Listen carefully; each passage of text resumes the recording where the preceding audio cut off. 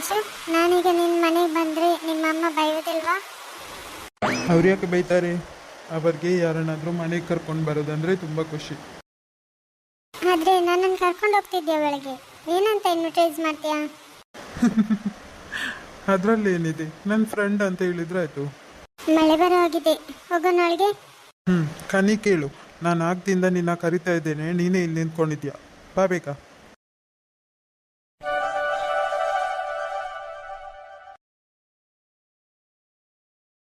ಏನು ರಾಜು, ನಿಮ್ಮ ಮನೇಲಿ ಯಾರು ಕಾಣಿಸ್ತಾ ಇಲ್ಲ?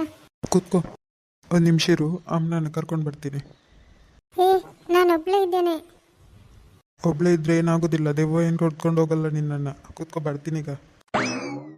ಇನ್ನೇನು ಇಷ್ಟು ಆರಾಮದಲ್ಲಿ ನನ್ನ ಮನೆಗೆ ಕರ್ಕೊಂಡು ಬಂದು ಇಲ್ಲಿ ಕೂತ್ಕೊಳಿಸ್ತೇನೆ.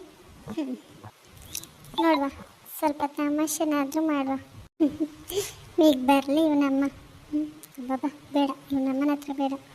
ಇಬ್ಬರು ತಂಗಿಯರಿದ್ದಾರೆ ಅಂತ ಹೇಳಿದ್ನಲ್ಲ, ತಂಗಿಯರ ಜೊತೆ ಸ್ವಲ್ಪ ಆಟ ಆಡೋಣ. ಅಮ್ಮ, ಇವಳೇ ಲಾವಣ್ಯ, ನನ್ನ ಫ್ರೆಂಡ್. ಹೇಗಿದ್ದಮ್ಮ? ಹಾಂ, ನಾನು ಚೆನ್ನಾಗಿದ್ದೀನಿ ಆಂಟಿ.